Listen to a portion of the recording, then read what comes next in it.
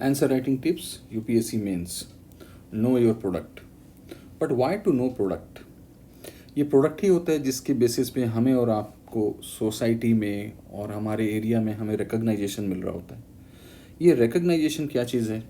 ये रिकग्नाइजेशन किसी के लिए इनकम है, ये रिकग्नाइजेशन किसी के लिए स्टेटस है, और स्टूडेंट और एस्पिरेंट के लिए रिकग्नाइजेशन उनके द्वारा प्राप्त किया गया एग्ज़ाम में मार्क्स होता है। Now let us see what products age is associated with what profession. Farmers के लिए प्रोडक्ट उनके ग्रेन्स होते हैं। एक फार्मर किस क्वालिटी और क्वांटिटी का ग्रेन प्रोड्यूस कर रहा होता है, उसी के बेसिस पे उनकी इनकम डिसाइड हो रही होती है। आईपीएल जैसे इवेंट में जो प्लेयर्स पार्टिसिपेट करते हैं उनके लिए प्रोडक्ट एंटरटेनमेंट होता है। जो भी प्लेयर हमें ज़्यादा एंटरटेन कर रहा होता है, अकॉर्डिंगली उनकी इनकम भी डिसाइड हो रही होती है। जब हम बिजनेस पर्सनालिटी को देखें तो टाटा जैसे बिजनेसमैन के लिए उनके प्रोडक्ट उनके द्वारा उनकी कंपनियों के द्वारा प्रोड्यूस किया गया वो सारे प्रोडक्ट होते हैं। और जब हम उन सारे प्रोडक्ट्स के क्वालिटी और क्वांटिटी के बेसिस में उनके वैल्यू असेसमेंट करें तो आपको पता चलेगा कि इसी वैल्यू से टाटा की इनकम को भी हम रिकॉग्नाइज करते हैं। और यही कारण है कि टाटा के प्रोडक्ट मार्केट में बहुत ही रेपुटेटेड हैं और इसीलिए टाटा इंडिया के रिचेस्ट पर्सनालिटी में से एक है। इसी सिनेरियो में एक एस्पिरेंट के लिए प्रोडक्ट क्या होता है?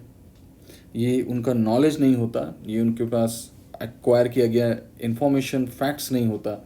एक एस्पिरेंट के लिए प्रोडक्ट उनका एक आंसर होता है, और आंसर में भी बेस्ट आंसर। नाउ इस वीडियो में हम देखेंगे कि एक बेस्ट आंसर को लिखने के लिए वो कौन कौन से रिक्वायरमेंट्स हैं, वो कौन कौन से पैरामीटर्स हैं। इसको जज करने के लिए, एनालाइज करने के लिए मैं इस साल पूछे गए क्वेश्चन पेपर को एग्जाम्पल के तौर पे लूँगा। ये यूपीएससी 2020 में पूछा गया जीएस पेपर का क्वेश्चन पेपर है। जब आप इस के पेपर को पूरे डिटेल में देखते हैं तो यहाँ पर दिखेगा कि ऑल टुगेदर 20 क्वेश्चंस पूछा जाता है एक जनरल स्टडीज़ के पेपर में। और इन 20 क्वेश्चंस में कुछ क्वेश्चन 150 वर्ड्स में लिखने होते हैं और कुछ क्वेश्चन 250 वर्ड्स में लिखने होते हैं। सो 20 क्वेश्चंस में 10 क्वेश्चंस को 150 वर्ड्स में एंड 10 क्वेश्चन को 250 वर्ड्स में लिखना होता है। तो जब 150 वर्ड्स के क्वेश्चन को जब मैं 10 से मल्टीप्लाई करूँगा तो 1500 वर्ड्स हुए, और जब हम 250 को 10 से करेंगे तो 2500 हुए। तो ऑल टुगेदर एक एग्जामिनेशन पेपर में हमें 3 घंटे के अंदर 4000 वर्ड्स को एड्रेस करना होता है। ये यूपीएससी द्वारा प्रिस्क्राइब्ड है, एटलीस्ट इतना वर्ड्स तो लिखना ही पड़ता है। नाउ जब मैं इसको और फर्दर असेसमेंट करता हूँ तो आपको दिखेगा कि 1 मिनट में आपको 22 वर्ड्स की स्पीड से लिखना है, जिससे कि आप सारे क्वेश्चन को मैनेज कर पाएँ। उस बेसिस में जब आप 8 मिनट्स अलॉट करेंगे 150 वर्ड्स के एक क्वेश्चन के लिए, और 250 वर्ड्स के लिए अगर आप 12 मिनट्स अलॉट करेंगे, तब आप सारे क्वेश्चंस को मैनेज कर पाएंगे ना। यहाँ पर 8 मिनट्स 150 वर्ड्स के लिए और 12 मिनट्स 250 वर्ड्स के लिए बहुत ही कम समय है। ये इसलिए कम है क्योंकि आपको एक भी क्वेश्चन आपके नॉन एरिया या आपने जहाँ से प्रिपरेशन की है वहाँ से नहीं मिलेगा।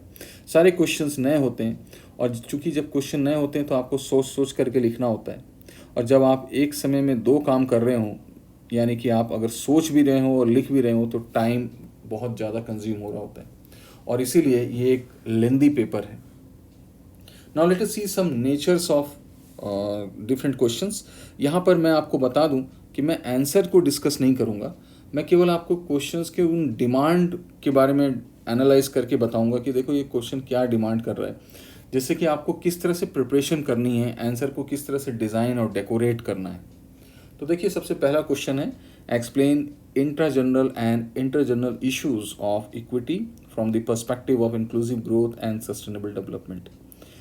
चूँकि ये क्वेश्चन बिल्कुल सिंपल और स्ट्रेट फॉरवर्ड है, बट यस यहाँ पे कुछ टेक्निकल टर्मिनोलॉजीज़ को यूज़ किया गया है, इंट्रा जनरल और इंटर जनरल, पर फिर भी ये उतने डिफ़िकल्ट टर्मिनोलॉजीज़ नहीं हैं, ये मैनेजेबल हैं। तो इस काउंट में मैं इस क्वेश्चन को एक सिंपल क्वेश्चन की कैटेगरी में रखूँगा। Let us see next question, define potential GDP and explain its determinants. What are the factors that have been inhibiting India from realizing its potential GDP? यहाँ पर जब आप देखेंगे तो आपको दिखेगा ये सिंपल बेसिक कॉन्सेप्ट के ऊपर क्वेश्चन डिफाइन किया गया है, और उस क्वेश्चन में भी आपको बहुत सारे डिटर्मिनेंट्स जानने चाहिए जिसको कि आप एड्रेस कर पाएँ. Let us see next question. What are the main constants in transport and marketing of agriculture produce in India? ये भी एक स्ट्रेट फॉरवर्ड और इजी क्वेश्चन है. तो इस 3 क्वेश्चन के एनालिसिस पे आप देखेंगे कि यूपीएससी में जो क्वेश्चंस पूछे जाते हैं वो इजी होते हैं और स्ट्रेट फॉरवर्ड होते हैं, जिससे कि सारे बच्चे एक जनरल स्टैंडर्ड का आंसर लिख ही पाए. Now let us see few more question. Now here this question says कि what do you understand by nano technology and how is it helping in health sector? Now ये question दिखता तो straight forward है, पर ये थोड़ा सा difficult question है क्योंकि यहाँ पे आपके ओपिनियन को जानने की एक कोशिश की गई है. व्हाट डू यू अंडरस्टैंड मतलब what is your point of view on nano technology? आपको ये बताना है कि ये पाथ ब्रेकिंग टेक्नोलॉजी है, ये सोसाइटी के किस सेगमेंट को ज़्यादा सपोर्ट करेगा, ये स्मॉल स्केल इंडस्ट्रीज़ को सपोर्ट करेगा ज़्यादा कि ये लार्ज स्केल इंडस्ट्रीज़ को करेगा, ये कॉस्ट ऑफ प्रोडक्शन को इन्हांस करेगा कि उसको कम करेगा. तो आपको इस तरह से एनालिसिस करना है, ये नहीं बताना है कि नैनो टेक्नोलॉजी का डेफिनेशन क्या है. Let us see few more question. How is the science interwoven deeply with our lives? What are the striking changes in agriculture triggered off by the science-based technologies? Now यहाँ पर भी ये question straight forward है, पर चूंकि यहाँ पर जब आपको how is science interwoven deeply with our lives पूछा है तो आपके एनालिसिस को ये देखना चाह रहे हैं. Now let us see few more question. How does the draft environment impact assessment notification 2020 differ from existing EIA notification 2006? ये भी एक comparative analysis के ऊपर बेस्ड क्वेश्चन है. आपको यहाँ पे कंपेयर करना है कि किस किस पैरामीटर पर EIA 2020 का 2006 से 2006 के EIA से डिफरेंट है, और उसको फिर आपको एनालाइज करना है कि ये कितने डायमेंशंस के ऊपर में किस किस बेसिस पर किस किस लॉजिक पे डिफरेंट है.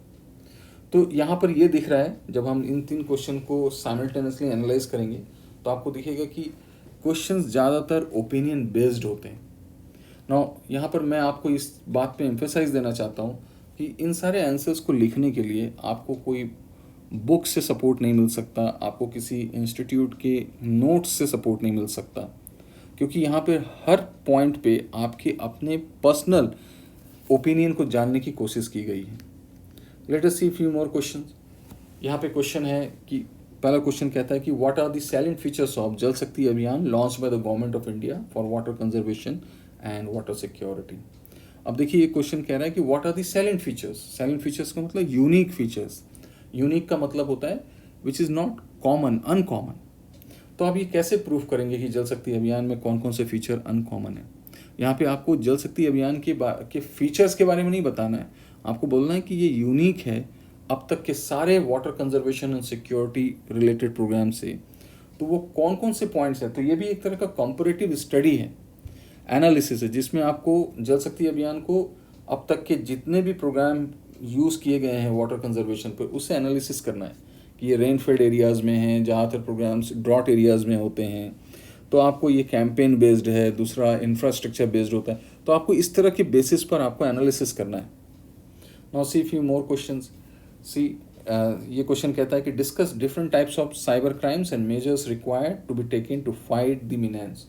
नाउ यहाँ पर भी आपको साइबर क्राइम्स और उसके टाइप्स नहीं बताने, उसको डिस्कस करना है कि कैसे different types of cyber crimes different हैं.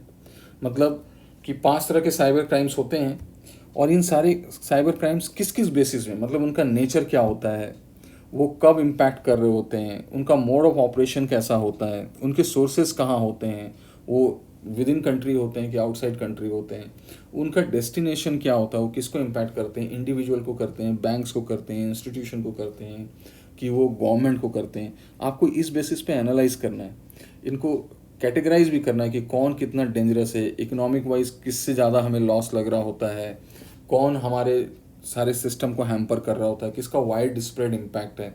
तो आपको इस बेसिस पे सबको एक साथ एनालाइज करना होता है. तो यहाँ पर भी ये भी एक एनालिसिस बेस्ड क्वेश्चन है. Let us see few more question.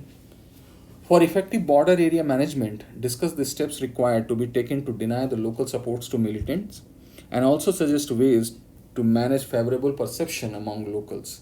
ये भी एक तरह का ओपिनियन बेस्ड है और यहाँ पर भी आपके अपने पर्सनल पॉइंट्स को मांगा जा रहा है। यहाँ पे फिर से मैं एक बात को एम्फेसाइज करना चाहता हूँ कि ये सारे आंसर्स को आपको बिल्कुल एग्जैक्टली पॉइंट ऑफ टाइम में लिखना है और अपने ओपिनियन पे लिखना है, जिसको कि आप किसी बुक से सपोर्ट नहीं ले सकते, किसी इंस्टीट्यूट के नोट से नहीं लिख सकते। Late us see other questions. ये क्वेश्चन कहता है कि explain the meaning of investment in an economy in terms of capital formation. Discuss the factors to be considered while designing the concession agreement between the public entity and private entity। ये भी question जब आप देखेंगे तो आपको दिखेगा कि एक सिंपल कॉन्सेप्ट बेस्ड है। बेसिक कॉन्सेप्ट आपको क्लियर होना चाहिए इन्वेस्टमेंट का और कैपिटल फॉर्मेशन का, और जब कॉन्सेप्ट क्लियर है साइड बाय साइड आपको एक एनालिसिस करने की भी कैपेसिटी होनी चाहिए। Let us see other question. What are the challenges and opportunities of food processing sector in the country? How can the income of the farmers to be substantially increased by encouraging food processing? अब देखिए ये भी question बिल्कुल easy straight simple question है और यहाँ पे मैं आपको एक हिंट करना चाहूँगा। जब क्वेश्चन सिंपल और स्ट्रेट फॉरवर्ड हो जाता है तो उसके आंसर बहुत टफ हो जाते हैं, इसलिए क्योंकि सारे लोग जितने भी आपके कॉम्पिटिटर्स हैं आप ही के जैसे आंसर लिखेंगे। उस बेसिस में आपके मार्क्स बाकी लोगों के मार्क्स से बिल्कुल डिफरेंट नहीं हो सकते। और चूंकि आप एक कंपटीशन में एग्ज़ाम में नहीं है, यहाँ पे कोई पासिंग मार्क्स नहीं लाना है, आपको अपने कॉम्पिटिटर को डिफीट करना है, क्योंकि आप कंपटीशन में हैं। और कंपटीशन का मतलब आप जानते हैं, जब आप इसके डिक्शनरी मीनिंग देखेंगे तो उसमें ये कहता है कि competition is an event where one puts all its hard effort to tell the authority और यूपीएससी कि I hold a supreme idea, the best idea. और अपने आप को बेस्ट बताने के लिए आपको अपने कॉम्पिटिटर से कुछ तो कुछ अलग करना पड़ेगा। आपके आंसर्स में वो क्वालिटी अलग होनी चाहिए, उसमें कुछ क्रिएटिव थिंकिंग होगी, तभी आप अपने कॉम्पिटिटर्स को डिफीट कर सकते हैं। तो यहाँ पर मैं हिंट करना चाहता हूँ कि आपको अपने आंसर्स को लेकर के बिल्कुल क्रिएटिव होना है और करेक्ट भी होना है। डायरेक्शन बिल्कुल जो रिक्वायर्ड है उसी तरफ होना चाहिए। क्रिएटिव का मतलब बिल्कुल रैंडम नहीं होना चाहिए। Let us see some more question. Explain the rational behind Goods and Services Tax Compensation to the State Act of 2017.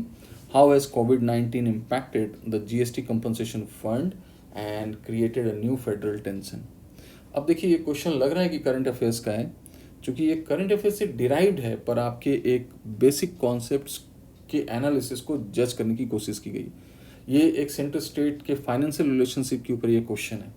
आपको ये बताना है कि भाई किस किस टैक्स शेयरिंग में और फी के शेयरिंग में या कोऑपरेटिव होगा कि कॉन्फ्लिक्ट होगा, आपको इस बेसिस पे यहाँ पे एनालिसिस करना है। Let us see few more question. What are the major factors responsible for rice wheat system a success? Rice wheat system का मतलब है cropping system. In spite of this success, how has this system become bane in India?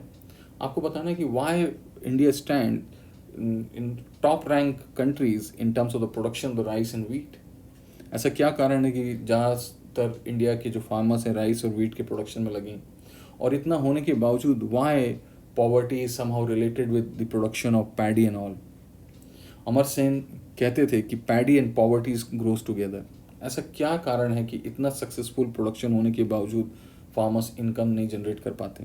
तो ये भी एक analysis के basis पर define किया गया क्वेश्चन है, जिसके के आंसर लिखने के लिए आपको थोड़ा अपने ओपिनियन को ज़्यादा यहाँ पर उसके आपके ओपिनियन का रोल ज़्यादा है यहाँ पर। Let us see other question.